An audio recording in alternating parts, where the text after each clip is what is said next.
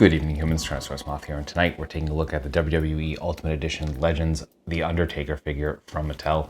Let's do this. Aesthetically speaking, this figure looks great, and overall the gear is very simple, but that works. And you know, it's just obviously a lot of black plastic here and black paint. But yeah, like the silhouette definitely looks right. Adjust the camera here.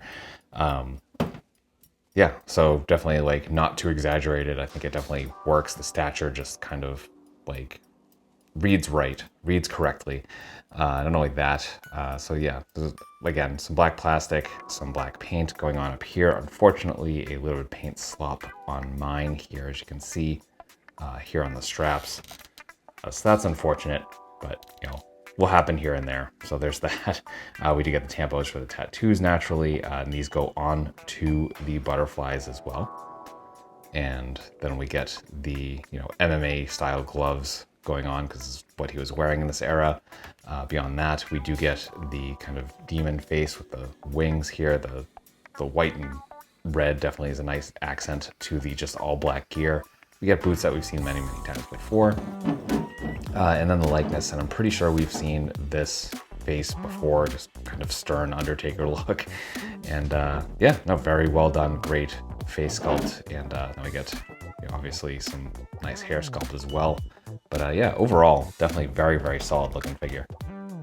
Absolutely fantastic group of accessories here. So let's jump right in, and right out of the box, we do get our pair of requisite C-grips. Again, with those MMA style gloves, and we get a pair of fists. And finally, we get a pair of the kind of gesturing rest in peace hands. So that will do it for hands. And we get 3 different head sculpts. So we get, again, just the more like stern, kind of intense stare look. Then we get a face sculpt that we saw with the first Undertaker Ultimate Edition. I think the hair is different.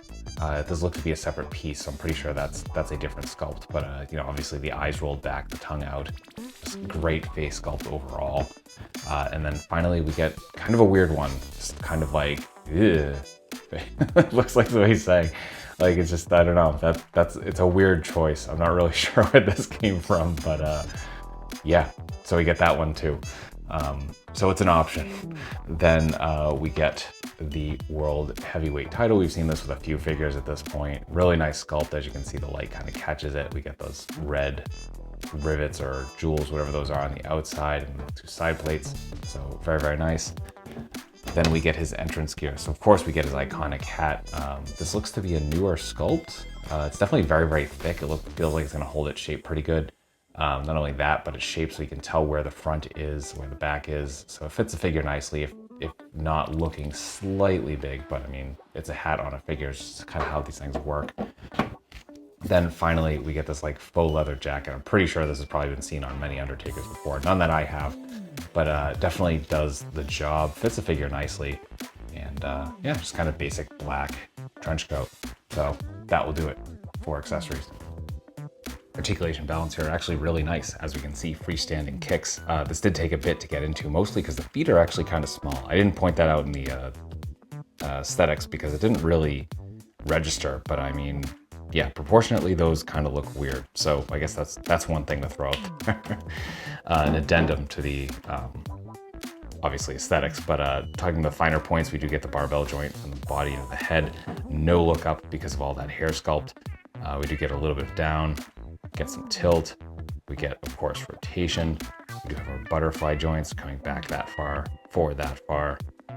We get hinge and swivel at the arms, so we're coming up to a perfect T. Bicep swivel. We get double jointed elbows, so you can see that the left is hindered by that elbow pad. For the right, going pretty much all the way in half. Then we get hinge and swivel at the wrists. We get ball joint here at the diaphragm, which actually allows for a really nice crunch. So pretty good forward, really nice arch back. We get some side to side, we get some rotation there. We also get rotation at the swivel at the waist. You can hear that clicking. I'm actually not sure what that's catching on. We do get drop down hips as we've been seeing, but these are a little more dialed in, so not too bad. And that allows us to get full splits. Positively beautiful, no reason for the Undertaker to be doing full on splits. And then we get front kick, so perfect big boot. We get thigh swivel, double jointed knees bringing us to there. We get boot cut, and we get some really nice point, some really nice forward. We get some rocker, mostly in, not so much out. And then we get a toe hinge. So that will do it for articulation. Getting into size comparisons, here is with some other WWE figures. With some other wrestling lines. With some domestics. With some imports. With some monsters. Finally with articulated icons Oni and yours truly in human form as a Valverse Action Force figure.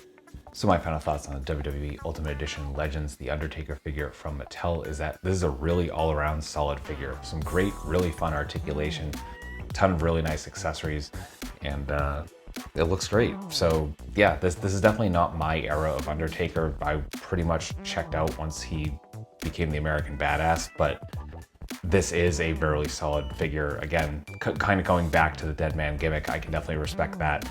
So yeah, definitely recommend it, certainly if you're an Undertaker fan, if you are just collecting the Ultimate Edition, etc. This is a Target exclusive because it is the Legends subline. So I haven't seen this on pegs in a bit. I'm actually kind of late to the game. But in any event, I do wish you the best of luck if you are still looking for one, and if you have one and maybe you're just an inbox collector and curious as kind of like what the ins and outs are, I hope I sated that curiosity. That being said, I hope you found this review overall informative and somewhat entertaining. If you did, I hope to see you back here.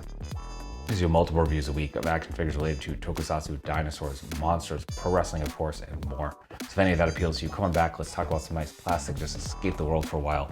But really, at the end of the day, I just hope that you're well, hope that all of your toy dreams come true, and most importantly, I hope that you and yours stay weird, simians.